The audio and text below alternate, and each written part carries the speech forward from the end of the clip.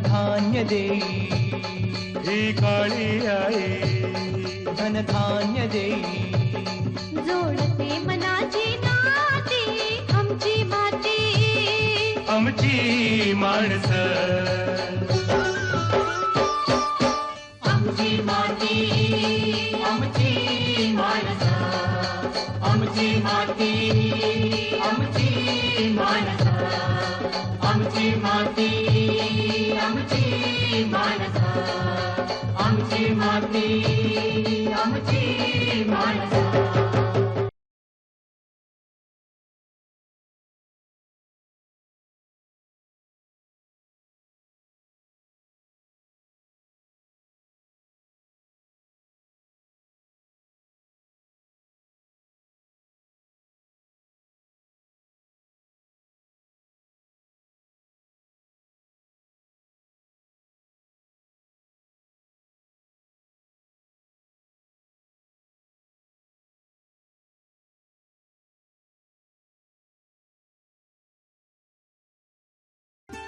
नमस्कार मंडळी, आमची माती आमची माणसं या कार्यक्रमात आपलं स्वागत। मंडळी, पशुपालन करत असताना पशूंच्या खाद्याकडे विशेष लक्ष देणं फार महत्त्वाचं आहे। पशूंचं आहारशास्त्र असतं आणि त्या आहारशास्त्रानुसार योग्य तो आहार पशूंना दिला तर नक्कीच पशूंचं आरोग्य चांगलं राहतं आणि त्याचा फायदा पशुपालकांना होतो। आपण पशूंना अगदी सहज अपारंपरिक खाद्य देऊ शकतो। ते नेमकं कसं द्यायचं जाणून घेऊया आजच्या कार्यक्रमात। पशुपालनात अपारंपरिक खाद्याचं महत्त्व हा आहे आपला आजचा विषय आणि आपल्याला मार्गदर्शन करण्यासाठी आम्ही आमंत्रित केलंय डॉक्टर भूषण रामटेके यांना, सहयोगी प्राध्यापक, मुंबई पशुवैद्यकीय महाविद्यालय। नमस्कार सर। नमस्कार। आपलं आमच्या कार्यक्रमात मनपूर्वक स्वागत। आपण एक महत्त्वाचा विषय घेतलाय आणि त्या विषयाच्या चर्चेला सुरुवात करूया। मुळात पशूंचं जे खाद्य आहेत त्यामध्ये कोणकोणत्या बाबी अतिशय महत्त्वाच्या आहे असं आपल्याला वाटतं?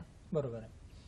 तर आपण पशुपालनाचं एक आकलन केलं तर त्यांच्या व्यवस्थापनावर जवळपास 70% खर्च होत असतो आणि एवढा मोठा जर त्या व्यवस्थापनाचा एकूण खर्च होत असेल तर आपल्याला त्यांच्या आहाराकडे विशेष लक्ष देणं गरजेचं असतं आणि त्यामुळे आपल्याला पशूंना एक संतुलित आहार द्यायचा असतो। तर संतुलित आहार म्हणजे काय की ज्या आहारामध्ये सर्व खाद्य घटक पोषण मूल्ये व्यवस्थित असतील। उदाहरणार्थ आपण ऊर्जा, प्रथिने, क्षार, जीवनसत्वे इत्यादी घटक त्यांच्या आहारामध्ये असायला पाहिजे आणि हे पोषक घटक आपल्याला एकंदर पशूंच्या आहारामधून आपल्याला द्यायचं असते। तर या आहारामध्ये पशूंचा जो समावेश होतो तो वाढलेला चारा, हिरवा चारा, खुराक मिश्रण ह्या गोष्टींचा अंतर्भाव होत असतो। तर त्यामुळे आपल्याला जे खाद्य आहे एक तर ते शेतकरी बंधूंना किफायतशीर स्वस्त होणं गरजेचं आहे आणि आहार देताना एकंदरीत जेवढे घटक असायला पाहिजे, कारण बऱ्याचदा काय होते की आपण जर खाद्य घटक कमी केलं तर त्यांना काहीतरी पोषण मूल्याची कमतरता होण्याची शक्यता असते। तर त्यामुळे त्यांचे जे एकंदर आहार आहे त्या आहारामध्ये विविध घटकांचा अंतर्भाव होणं गरजेचं आहे आणि समजा एखाद्या घटकामध्ये एखादं पोषण मूल्य कमी असेल तर ते दुसऱ्या घटकामधून त्या पोषण मूल्याची पूर्तता आपल्याला करता येते। या दृष्टीनं ते आहार एकंदरीत चवदार असायला पाहिजे, त्याची पचनीयता चांगली असायला पाहिजे आणि त्यामधून जनावरांच्या वाढीसाठी किंवा उत्पादनासाठी त्यांना जे पोषण मूल्य लागते ते मिळायला पाहिजे। बरं, आता खुराक मिश्रण याचा आपण उल्लेख केला तर नेमकं हे खुराक मिश्रण कसं तयार करायचं?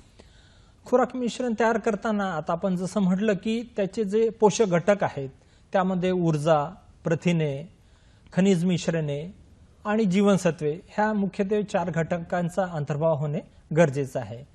मग आपण हे खुराक मिश्रण तयार करताना ऊर्जेचे स्रोत जर पाहिलं तर आपल्याला तृणधान्याचा अंतर्भाव करावा लागतो। त्यामध्ये मका, ज्वारी, बाजरी इत्यादी आणि त्याच्यानंतर त्यांचे जे उपपदार्थ असतात त्यामध्ये आपण गव्हाचा चोकर म्हणा, तांदळाचा कुकूस म्हणा, अशा प्रकारचे उपपदार्थांचा अंतर्भाव करतो। त्यानंतर प्रथिनांचे स्रोत म्हणजे आपण तेल काढल्यानंतर त्यांची जे पेंड असते किंवा ढेप असते त्यांचा अंतर्भाव करत असतो। यामध्ये आपल्याला सरकी पेंड असेल, शेंगदाणा पेंड असेल, सूर्यफुलाचा चूर्ण असेल किंवा सोयाबीनचं चूर्ण असेल इत्यादी आपण प्रथिनांचे सोर्स म्हणून वापरू शकतो. दुसरं, क्षार मिश्रणामध्ये आपण विविध खनिजांचे अंतर्भाव करायला पाहिजे. त्यामध्ये जसं कॅल्शियम, स्फुरद, मॅग्नेशियम, जस्त, कॉपर, कोबाल्ट इत्यादी लहान अल्प प्रमाणात लागणाऱ्या घटकांचा आपण वापर करतो. तसेच जीवनसत्वांमध्ये ए, डी, ई, के इत्यादी जीवनसत्व, तसेच बी गटातील जीवनसत्व आपण देत असतो. तसंच क गटातील जीवनसत्व आपण देत असतो. तर हे सर्व एकंदर खुराकामध्ये असणं गरजेचं असते. आता यामध्ये जो खुराक मिश्रण तयार करतो तर खाद्य घटकांचं प्रमाणही तितकंच महत्वाचं नाही का? बरोबर. तर ते प्रमाण साधारणतः किती आणि कसं असावं?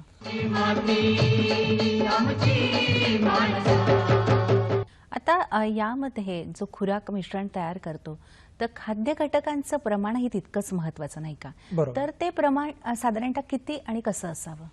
आपण खुराक मिश्रण तयार करताना आपल्याला हे पाहायचं असते की ऊर्जा देणारे जे घटक आहेत जसे तृणधान्य आहे तर साधारणतः त्यांचं प्रमाण 15 ते 25% असायला हवं.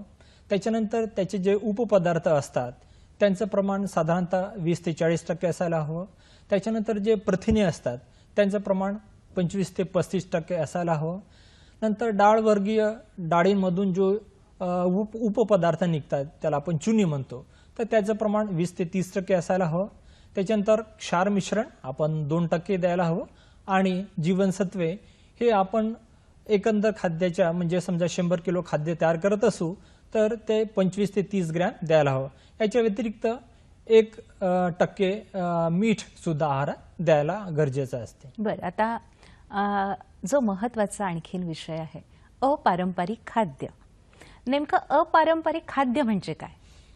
बरोबर आहे. अपारंपरिक खाद्य म्हणजे असं की जे आपण नेहमीच्या आहारामध्ये उपयोगात आणत नाही. जनावरांना साधारणतः आपण हिरवा चारा, वाळलेला चारा आणि खुराक मिश्रण याचं देताना आपण नेहमी पारंपरिक दृष्ट्या जे आपल्याकडे अवेलेबल असते, आपल्याकडे उपलब्ध असते, आपल्या सभोवतालच्या परिस्थितीमध्ये उपलब्ध असते त्यांचाच आपण वापर करत असतो. पण बरेचदा काय होते की खाद्याच्या किमती ह्या वाढत असतात आणि मग त्या वाढल्यानंतर शेतकरी बंधूंना ते जनावरांच्या खाद्यासाठी वापरणं कठीण जाते. अशा परिस्थितीत खाद्याच्या किमती कमी ठेवून जे आपण परंपरागत दृष्ट्या जो खाद्य वापरत नाही पण त्यांचा अंतर्भाव करून आपण जनावरांना एक प्रकारचा संतुलित आहार देऊ शकतो. तर अशा विशिष्ट प्रकारच्या घटकांना आपण अपरंपरागत खाद्य असं म्हणू शकतो. बरं, आता अपारंपरिक खाद्याची आवश्यकता का भासली? याची आवश्यकता ह्याच्या आहे की आपण जर पाहिलं तर खाद्याचा तुटवडा हा भरपूर प्रमाणात होत असतो. कारण आपल्याकडे एकूण जगाचा भूभाग जर पाहिला तर आपला देश 2.4% वगैरे भूभाग आहे. यामध्ये आपल्याला 16% लोकसंख्या जगाच्या प्रमाणात आहे. पशुधन संख्या 15% आहे. तर एवढ्या पशुधन संख्येला, लोकसंख्येला जर आपल्याला आहार पुरवायचा असेल तर त्यामध्ये स्पर्धा होत असते. त्याच्यामुळे जे आपल्याकडे उपयोगात येणारे घटक आहेत जसं गहू, तांदूळ, तर याचं समजा आपण प्रमाण पाहिलं तर पशूंच्या आहाराकरिता 2% वगैरे त्यांना आपण अंतर्भाव करत असतो. ज्वारी, बाजरी साधारणतः 5%, त्याच्यानंतर मका, बार्ली साधारणतः 10% वगैरे आपण पशूंच्या आहाराकरिता वापरत असतो. त्यानंतर आपण जर सध्याची कमतरतेची परिस्थिती पाहिली तर आपल्या लक्षात येईल की खुराक मिश्रणाची कमतरता जवळपास 35% वगैरे आहे. त्याच्यानंतर हिरवा चाऱ्याची कमतरता जवळपास 28% वगैरे आहे आणि वाळलेला चारा साधारणतः 10 ते 11% कमी आहे.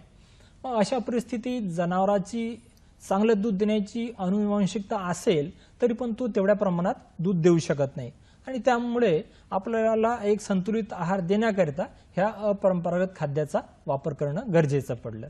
बरं, आता या खाद्य स्रोतांचे गुणधर्म साधारण सांगायचे झाले तर आपण काय सांगाल?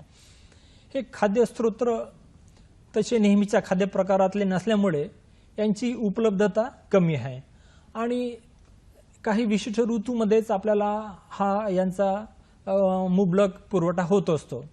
तसेच ह्या अपरंपरागत खाद्यामध्ये काही अपायकारक घटक सुद्धा असतात. त्यामुळे यांचा वापर करताना एक मर्यादेपर्यंतच आपल्याला वापर करायचा असतो.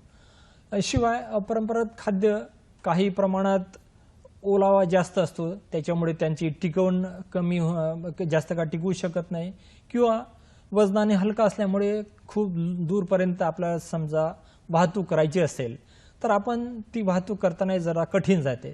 तशा प्रकारच्या बाबी आपल्याला लक्षात घेणं गरजेचं असतं. बरं, गुणधर्मांच्या बाबतीत काय सांगता येईल? याच्यामध्ये बरेचदा काय होतं की अपारंपरिक खाद्य जे आहे त्यांचं आपल्याला रासायनिक गुणधर्म माहिती असतात. बरेचदा त्यांच्यामधून जनावरांना मिळणारे पोषक घटक कोणते आहेत, त्यांची उपलब्धता कशी आहे ह्याबद्दल माहितीचा थोडा अभाव असतो. शिवाय आपल्याला त्यांना जनावरांच्या खाद्यात उपयोग करायसाठी विशिष्ट काही प्रक्रिया करायची असते, परंतु त्यामध्ये जे घटक असतात कार्बोदके किंवा पिष्टमय पदार्थ ते जनावरांना उपयोगी असतात. त्यामुळे जनावरांच्या खाद्यामध्ये ह्या अपरंपरागत खाद्याचा वापर करताना काही प्रक्रिया करून आपण त्यांना देऊ शकतो. बरं, आता नेमकं जनावरांना हे खाद्य कशा प्रकारे द्यावं? अपरंपरागत खाद्य आपण समजा जनावरांना देताना आपण जसे पोषक घटक पाहिले की यामधून ऊर्जा मिळणं गरजेचं आहे. तर ऊर्जेचे स्रोत जर पाहिले तर आपल्याला दिसून येईल की बरेचदा शहरामध्ये बेकरी असतात, त्या बेकरीमधून मिळणारा बिस्किटाचा चुरा तो असा वाया जात असतो. तर हा बिस्किटांचा चुरा पशूंच्या खाद्यामध्ये 20% पर्यंत आपण उपयोगात आणू शकतो. त्याच्यानंतर बऱ्याच प्रमाणात मोहाची फुलं उपलब्ध असतात, तर त्यामध्ये सुद्धा साखरेचं प्रमाण बरंच असते आणि त्यामुळे यांचं सुद्धा जनावरांच्या आहारात साधारणतः 20% पर्यंत आपण उपयोग करू शकतो. त्याशिवाय आंब्याच्या कोईचा जो गर असतो त्यामध्ये सुद्धा बरेच प्रमाणात ऊर्जा असते. तर हा आंब्याच्या कोईचा गर आपण जर दळून घेतलं तर जनावरांच्या आहारामध्ये 10 ते 20% पर्यंत आपण उपयोगात आणू शकतो. याशिवाय चिंचोके जे असतात तर त्यांचं टर्फल काढून जर त्या चिंचोक्याची आपण पावडर केली तर आणि त्या पावडरला समजा आपण पाण्यामध्ये काही काळ भिजत ठेवून नंतर ती पावडर वापरली तर त्यामध्ये जे काही टॅनिन नावाचे अपायकारक घटक असतात ते कमी होतात आणि अशा प्रकारे जे चिंचोक्याची पावडर आहे ते सुद्धा आपण पशुधनाच्या आहारामध्ये 10 ते 20% पर्यंत आपण वापरू शकतो. याशिवाय आपल्याकडे टॅपियोकाचे कंद असतात ज्यापासून आपण साबुदाणा बनवतो. तर हे टॅपियोकाचे कंद जे आहेत त्यांच्यामध्ये सुद्धा ऊर्जेचे प्रमाण जास्त असते आणि हे टॅपियोकाचे कंदापासून जो टाकाऊ पदार्थ तयार होतो तर तो जनावरांच्या आहारामध्ये आपण 20% पर्यंत आपण उपयोगात आणू शकतो. तसेच ह्याचा वापर आपण कोंबड्यांच्या खाद्य म्हणूनही वापरू शकतो. साधारणतः कोंबड्यांच्या खाद्यात 10 ते 15% आपण मक्याऐवजी हे टॅपियोकाचा वापर करू शकतो. याशिवाय ऊर्जेचे स्रोत आपण सालबियांच्या ढेपीपासून सुद्धा देऊ शकतो. तर सालबियाची ढेप देताना आपल्याला काळजी घ्यायची असते की यामध्ये टॅनिन नावाचा अपायकारक घटक असतो. तर ही सालबियाची पेंड किंवा ढेप जी आहे ती पाण्यामध्ये आपल्याला काही काळ ठेवून त्याच्यानंतर तो पाणी फेकून नंतर ही ढेप जनावरांच्या खाद्यात आपण देऊ शकतो. तर ह्याचा सुद्धा अंतर्भाव आपण 15 ते 20% पर्यंत करू शकतो. तसंच कोंबड्यांना आपण 10% पर्यंत देऊ शकतो, परंतु लहान जनावरं किंवा पिल्ले यांना ही सालबियाची ढेप देऊ नये. याशिवाय आपण दुसरं एक खाद्य म्हणजे ज्यामध्ये जसं विविध फळांचा रस काढल्यानंतर जो चोथा असतो, उदाहरणार्थ संत्रा आहे किंवा टमाटर असतील किंवा अनस असेल, तर ह्यांच्यावर जे प्रक्रिया करण्याचे उद्योग असतात त्या उद्योगामार्फत आपल्याकडे यांच्या जो वाचलेला चोथा असतो तर हा चोथा सुद्धा वाळवल्यानंतर आपण जनावरांच्या आहारात देऊ शकतो. साधारणतः याच्यामध्ये सुद्धा प्रथिने आणि ऊर्जा असते आणि हे 20 ते 30% पर्यंत आपण जनावरांच्या आहारात देऊ शकतो. याशिवाय आपल्याकडे इथेनॉल इंडस्ट्री म्हणा किंवा मैदा इंडस्ट्री असतात, याच्यामध्ये आपण मक्याचा वापर करतो. तर मक्याचा वापर केल्यानंतर त्याचा जो चोथा असतो त्याच्यामध्ये पाण्याचं प्रमाण जास्त असते. तर हा एकतर ताज्या स्वरूपातही जनावरांना देऊ शकतो किंवा याला आपण वाळवून जनावरांच्या खाद्यात वापरू शकतो.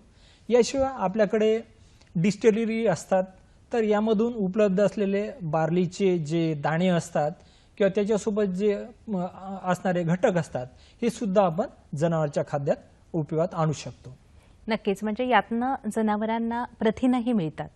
हां, प्रथिनांचे जर स्रोत आपण अपारंपरिक खाद्यामध्ये बघितले तर यामध्ये आपल्याला पेंड जो प्रकार आहे म्हणजे तेल काढल्यानंतर जो अवशेष असतो तर त्याचा वापर आपण करता येईल.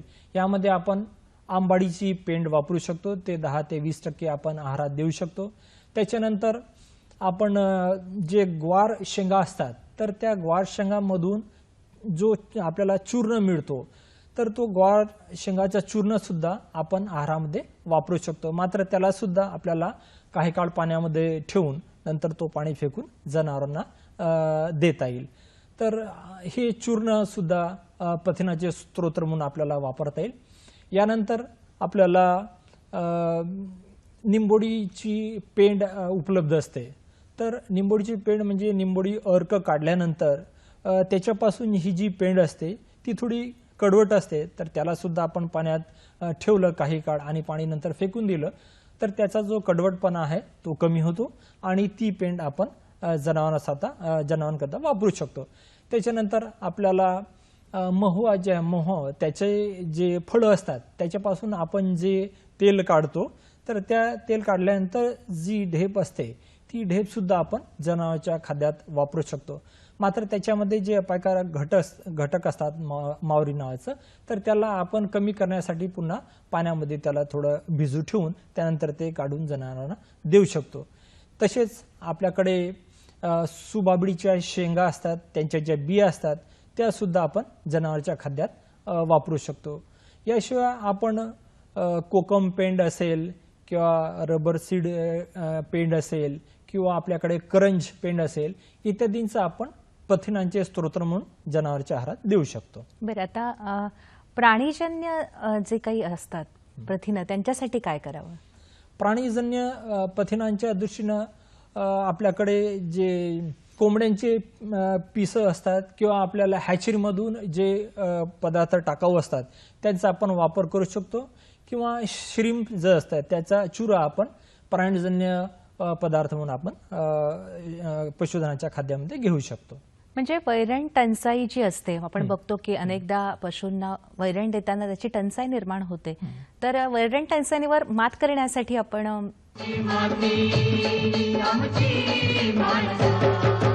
म्हणजे वैरण टंचाई जी असते आपण बघतो की अनेकदा पशूंना वैरण देताना त्याची टंचाई निर्माण होते.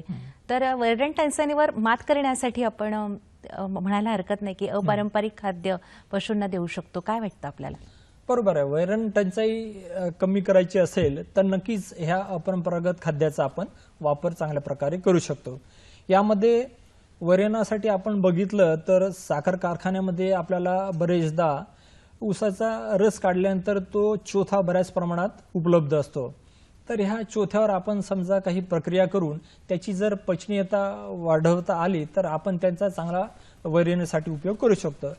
तर याची पचनीयता वाढवायसाठी आपल्याला अमोनियाची ट्रीटमेंट ही आपण करू शकतो.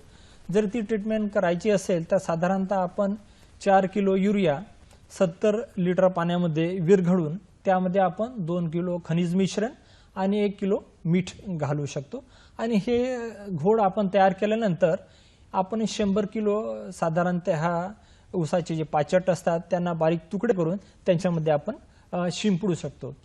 ते शिंपडल्यानंतर त्यांना व्यवस्थित दाबून भरायचं असते. ते आपण एखाद्या खड्ड्यातही भरू शकतो किंवा प्लास्टिकमध्ये आपण पॅक करू शकतो आणि त्यांना व्यवस्थित असं हवाबंद स्थितीमध्ये आपण साधारणतः 28 ते 30 दिवस ठेवायचे असते. म्हणजे आपण हा जो अमिना निघतो त्याच्यावर परिणाम होऊन त्या चोथ्याची पौष्टिकता आणि पाचकता वाढत असते. शिवाय त्याच्यामध्ये प्रथिनांचं प्रमाण सुद्धा वाढत असते. तर अशाच प्रकारची युरियाची प्रक्रिया आपण गव्हांड्यावर करू शकतो किंवा तणसावर सुद्धा ही प्रक्रिया करू शकतो.